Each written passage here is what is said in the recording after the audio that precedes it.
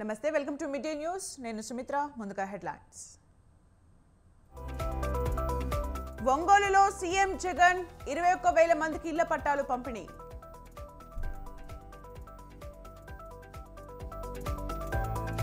ఉద్యోగ సంఘాలతో మంత్రివర్గ ఉపసంఘం చర్చలు హాజరైన సజ్జల బొత్స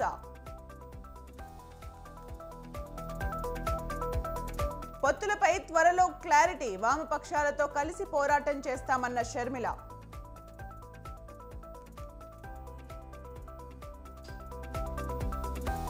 లాస్య నందిత మృతదేహానికి పోస్ట్ మార్టం పూర్తి డెడ్ బాడీని కార్ఖానాలోని ఇంటికి తరలింపు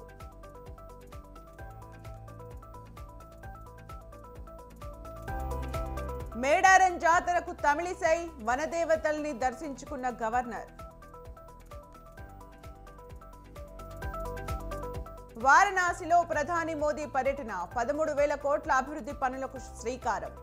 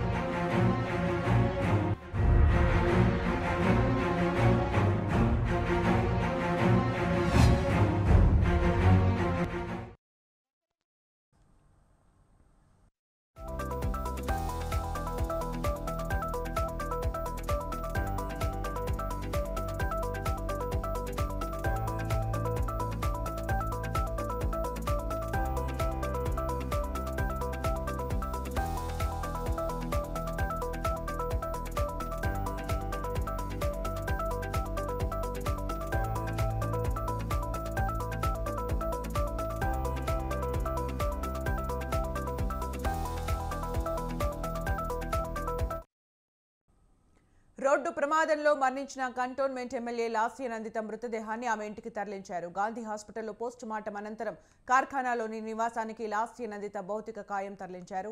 సాయంత్రం మారేడుపల్లిలోని శ్మశాన వాటికలో అంత్యక్రియలు నిర్వహిస్తారు. లాస్య నందిత కుటుంబ సభ్యుల్ని పలువురు రాజకీయ ప్రముఖులు పరామర్శించారు.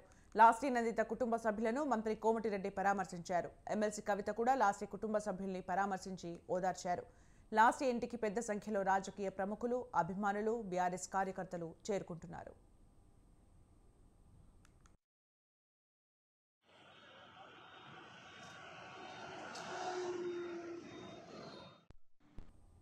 బీఆర్ఎస్ ఎమ్మెల్యే లాస్య నందిత చిన్న వయసులోనే కన్నుమూశారు. హైదరాబాద్లోని ఓఆర్ఆర్పై జరిగిన రోడ్డు ప్రమాదంలో లాస్య నందిత అక్కడికక్కడే మృతి చెందారు. వరుస ప్రమాదాలు ఆమెను వెంటాడాయి. ఇప్పటికే 2 ప్రమాదాల నుంచి తప్పించుకున్నారు. ఎమ్మెల్యేగా కాలం కలిసి రాలేదు. 3వ ప్రమాదం నుంచి గట్టెక్కలేదు. చివరకు రోడ్డు ప్రమాదంలో మృత్యు వెంటాడింది. నందిత మృతితో కుటుంబ సభ్యులు, అభిమానులు, అనుచరులు కన్నీరు మున్నీరవుతున్నారు. ఏడాది కాలంలోనే తండ్రి కూతుళ్ల మరణంతో ఆ కుటుంబంలో విషాద ఛాయలు అలుముకున్నాయి.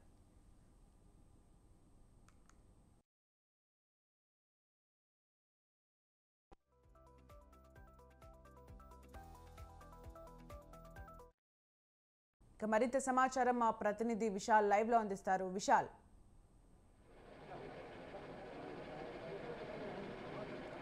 సుమిత్ర, సికింద్రాబాద్ కంటోన్మెంట్ ఎమ్మెల్యే లాస్య నందిత మృతదేహానికి కాసేపటి క్రితమే గాంధీ మార్చురీలో పోస్టుమార్టం నిర్వహించారు వైద్యులు.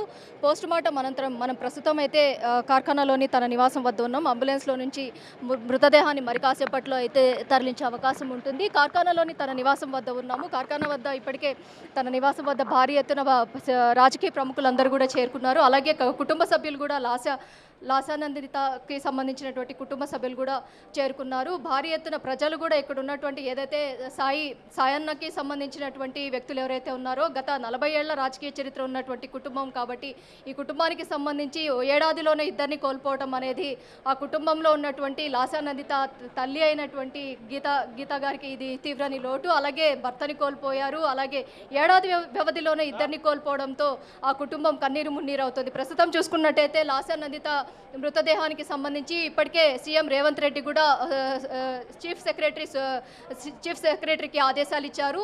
ప్రభుత్వ లాంఛనాలతో మొత్తం కూడా అంత్యక్రియలు మొత్తం కూడా నిర్వహించాలి అనేసి కూడా ఒక ఆదేశం అయితే ఇచ్చారు. ప్రస్తుతం అంత్యక్రియలకు సంబంధించి కూడా సీఎం ఆదేశాల మేరకు పోలీస్ డిపార్ట్మెంట్ కూడా ఇక్కడెక్కడ కూడా ఏదైతే సెక్యూరిటీ పరంగా ఇక్కడ ప్రజలు చాలా భారీ ఎత్తున వస్తున్నారు కాబట్టి రాజకీయ ప్రముఖులు కూడా అనేక మంది ఇక్కడికి చేరుకుంటున్నారు కాబట్టి మొత్తం ఇక్కడ లాస్యా నివాసం వద్ద ఫుల్ భారీ సెక్యూరిటీ పోలీస్ ప్రొటెక్షన్ అయితే ఏర్పాటు చేశారు. మొత్తం ఇక్కడ ఉన్నటువంటి ప్రజాప్రతినిధులే కాకుండా లాస్యా కుటుంబం ఏదైతే సాయన్న కుటుంబానికి సంబంధించినటువంటి అనేక మంది కూడా ఇక్కడ వరుసగా చేరుకుంటున్నారు. మొత్తం మారేడ్పల్లిలో ఉన్నటువంటి శ్మశాన వాటికలో అంత్యక్రియలు మొత్తం కూడా జరిగే అవకాశం ఉంటుంది. ప్రభుత్వ లాంఛనాలతో ఈరోజు అంత్యక్రియలు చేసే అవకాశం ఉంటుంది. సీఎం ఆదేశాల మేరకు సిఎస్ ఇది కూడా చెప్పారు. ప్రస్తుతం చూసుకున్నట్టయితే బీఆర్ఎస్కి సంబంధించినటువంటి ప్రతి ఒక్కరు కూడా ఇక్కడ చేరుకుంటున్నారు.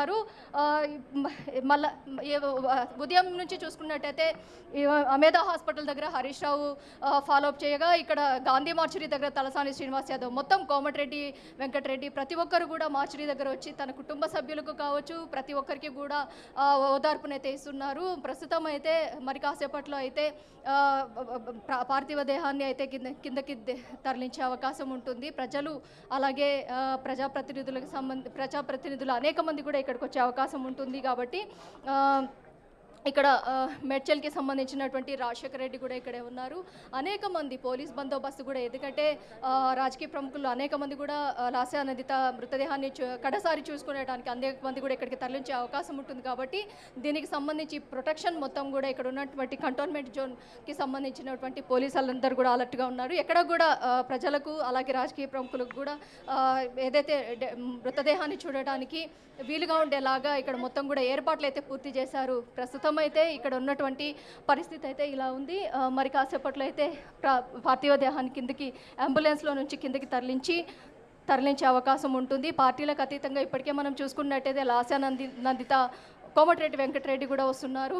కోమటిరెడ్డి వెంకటరెడ్డి ప్రతి ఒక్కరు కూడా మనం చూసుకున్నట్టయితే కోమటిరెడ్డి వెంకటరెడ్డి మార్చురీ దగ్గర కూడా ఏదైతే వైద్యులను అడిగి తెలుసుకున్నారు. మళ్ళీ ఇక్కడ కూడా నివాసం కార్ఖానా దగ్గర ఉన్నటువంటి తన నివాసం వద్దకు కూడా కోమటిరెడ్డి వెంకటరెడ్డి విచ్చేశారు. ప్రస్తుతం అయితే అందరూ ఏదైతే బీఆర్ఎస్ బీజేపీ అలాగే కాంగ్రెస్ పార్టీలకు అతీతంగా అతి చిన్న వయసులోనే లాస్యా నందిత మృతి చెందడం అనేది ప్రతి ఒక్కరు కూడా దీన్ని తీవ్ర ఆవేదన వ్యక్తం చేస్తున్నారు. మొత్తం 3 సార్లు ఏదైతే లిఫ్ట్లో ఒకసారి డిసెంబర్ 24వ తారీఖున అలాగే నల్గొండ సభలో ఒకసారి 2 సార్లు మృత్యు నుంచి తప్పించుకున్నప్పటికీ 3వసారి ఓఆర్ఆర్ దగ్గర ఏదైతే అమీన్పూర్ సమీపంలో ఉన్నటువంటి సుల్తాన్పూర్ ఏదైతే ఉందో ఆ రహదారి మీద ఉన్నటువంటి ఓఆర్ఆర్ దగ్గర మాత్రం మృత్యు రూపంలో కబళించి వేసింది లాస్యా నందితని. తీవ్రమైన ఏదైతే యాక్సిడెంట్కి సంబంధించి కూడా ఎవరైతే లాస్యా నందిత అక్కడికక్కడే చనిపోగా మిగిలిన ఆకాష్ అనే వ్యక్తి స్పృహలోకి వచ్చి చెప్తే కానీ ఈ యాక్సిడెంట్కి సంబంధించి పూర్తి వివరాలు అయితే తెలిసే అవకాశం ఉంటుంది. ప్రస్తుతం చూసుకున్నట్టయితే పటాన్చెరు ఎస్పీ కూడా దీని గురించి స్పందించారు. మొత్తం అక్కడ ఉన్నటువంటి ఆర్టీఓ ప్రతి ఒక్కరు కూడా శాంపిల్ కలెక్షన్ అయితే చేస్తున్నారు. ప్రమాదానికి గల కారణాలు ఏంటి, ఓవర్ స్పీడే కారణమా లేకపోతే ఇతరత్ర కారణాలు ఉన్నాయన్న కోణంలో పలు కోణాల్లో అయితే ఇప్పటికే దర్యాప్తు అయితే కొనసాగిస్తున్నారు. ప్రస్తుతం అయితే ఇక్కడ ఉన్నటువంటి పరిస్థితి ఇది. సుమిత్ర అలాగే ఉషా అంటే ప్రస్తుతం ఎమ్మెల్యేగా ఉన్నారు, కార్పొరేటర్గా కూడా పనిచేశారు. బీఆర్ఎస్ నుంచి చాలా మంది వచ్చే అవకాశం ఉంటుంది, అనుచర గణం కూడా చాలా ఎక్కువగానే ఉంటుంది, కార్యకర్తలు కూడా పెద్ద ఎత్తున అక్కడికి చేరుకునే అవకాశం ఉంటుంది. At the same time politicians కూడా వస్తూ ఉంటారు. అంటే ఎంతసేపు భౌతిక కాయాన్ని అక్కడ ఉంచే అవకాశం ఉంది? అంత్యక్రియలు ఎప్పుడు నిర్వహించనున్నారు? ఖచ్చితంగా సుమిత్ర, మీరు అన్నట్టు ఇక్కడ లాస్యా నందిత మృతదేహానికి సంబంధించి పలువురు రాజకీయ ప్రముఖులు పార్టీలకు అతీతంగా ఇప్పటికే చేరుకుంటున్నారు. కాబట్టి ఈ మొత్తం కూడా రాజకీయ ప్రముఖులు సందర్శనార్థము ఈ ఈవినింగ్ వరకు కూడా బాడీని ఉంచే అవకాశం ఉంటుంది. సాయంత్రం అనంతరం అంత్యక్రియలు చేసే ఏర్పాటు ఉంది. దీనికి సంబంధించి కూడా కుటుంబ సభ్యులు ఒక క్లారిటీ ఇవ్వాలి. అంత్యక్రియలు ఎప్పుడు ఏ సమయంలో నిర్వహిస్తారు, నేడు నిర్వహిస్తారా లేకపోతే రేపు నిర్వహిస్తారా? అంత్యక్రియలకి సంబంధించి కూడా సీఎం ఇప్పటికే సిఎస్కి ఆదేశాలు ఇచ్చారు కాబట్టి ప్రభుత్వ లాంఛనాలతోనే అంత్యక్రియలు మొత్తం కూడా జరిగే అవకాశం ఉంటుంది. మొత్తం మీద 40 ఏళ్ల రాజకీయ చరిత్ర ఉన్నటువంటి సాయన్న ఎవరైతే ఉన్నారో సాయన్న కుమార్తె 3 నెలలు కూడా రాజకీయ అరంగేట్రం చేయకముందే ఈ విధంగా మృత్యు ఓడిలో తను చేరుకోవడంతో ఇక్కడ ఏదైతే సాయన్న వర్గీయులు కావచ్చు, అలాగే పార్టీలకు అతీతంగా వచ్చినటువంటి వ్యక్తులు కావచ్చు, ప్రతి ఒక్కరు కూడా కన్నీరు మున్నీరు అవుతున్నారు. చిన్న వయస్కురాలు, అలాగే 2 సోదరీమణులు కూడా ఉన్నారు, చెల్లెళ్ళు 2 ఉన్నారు తనకి, అలాగే తల్లి ఆవేదన అయితే వర్ణనాతీతము. తను ఏదైతే గత ఏడాది భర్తను కోల్పోయింది, ఈ ఏడాది కుమార్తెను కోల్పోయింది. ఒక ఏడాది గ్యాప్లోనే 2ని కోల్పోవడంతో ఆ కుటుంబం అయితే తీవ్ర దుఃఖంతో ఉందనేసి తెలుస్తోంది. ప్రస్తుతం అయితే మృతదేహానికి సంబంధించి తన నివాసానికి వద్దకైతే మృతదేహం అయితే తరలించారు గాంధీ మార్చురీ నుంచి.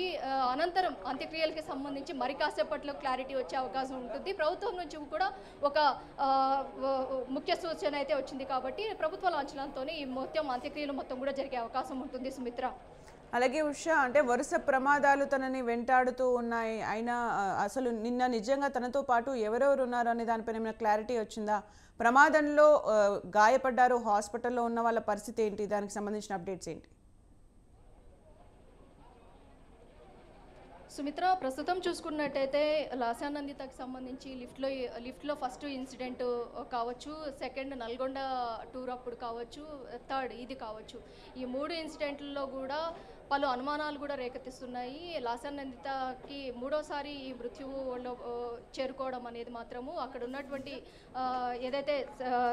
ఉన్నటువంటి శాంపిల్స్ కూడా పోలీసులు కలెక్ట్ చేసే పనిలో ఉన్నారు కాబట్టి తన యాక్సిడెంట్కి సంబంధించి కూడా పలువురు ఏదైతే అనుమానాలను అయితే వ్యక్తం చేస్తున్నారు. దీనికి సంబంధించి పూర్తి స్థాయిలో దర్యాప్తు అయితే పోలీసులు కూడా నిర్వహిస్తున్నారు. మొత్తం మీద ఘటనా స్థలానికి చేరుకున్నటువంటి పోలీసులు ఎలా జరిగిందో అని పరిశీలిస్తున్నారు. ఘటనా స్థలానికి ఆర్టీఏ అధికారులు కూడా చేరుకున్నారు. ప్రమాద స్థలాన్ని కూడా పరిశీలిస్తున్నారు. రిపోర్ట్ను మరి కాసేపట్లో అందజేసే అవకాశం ఉంటుంది. ప్రమాద సమయంలో పిఏ ఉన్నారా, లేకపోతే ఆకాష్ అనే వ్యక్తి ఎవరు, ఆకాష్ అనే వ్యక్తి లాస్యానందిత స్నేహితుడా, లేకపోతే డ్రైవరా, అసలు ఈ ఏదైతే సదాశివపేటకి వెళ్ళే సందర్భంలో ఎంతమంది ప్రయాణించారు లాస్యానందిత వెహికల్లో, ఈ పూర్తి సమాచారాన్ని అయితే పోలీసులు అయితే సేకరిస్తున్నారు. ప్రస్తుతం చూసుకున్నట్టయితే ఎవరైతే ఆకాష్ అనే వ్యక్తి స్పృహలోకి వస్తే కానీ మొత్తం యాక్సిడెంట్కి సంబంధించి ఎలా జరిగింది, వీరు ఎలా గురయ్యారు, యాక్సిడెంట్కి లాస్యానందిత ఎలా మృతి చెందారు అనేది మాత్రము వీరు స్పృహలోకి వచ్చి చెప్తే కానీ మొత్తం వ్యవహారానికి ఈ యాక్సిడెంట్కి సంబంధించినటువంటి క్లారిటీ అయితే వచ్చే అవకాశం ఉంటుంది. వారి పరిస్థితి కూడా విషమంగా ఉందనేసి వైద్యులు పేర్కొంటున్నారు కాబట్టి వారు ప్రస్తుతం అమేధా హాస్పిటల్లో ఉన్నారు కాబట్టి మొత్తం క్లారిటీ వస్తే కానీ దీనికి సంబంధించి అనుమానాలు కూడా పటాపంచలు అయ్యే అవకాశం ఉంటుంది. Sumitra, right, thank you Usha for the updates.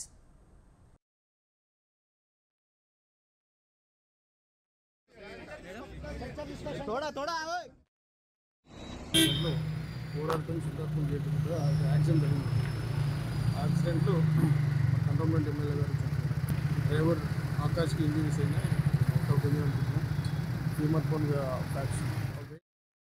ఇవి బులెటిన్ విశేషాలు. కీప్ వాచింగ్ స్వతంత్ర.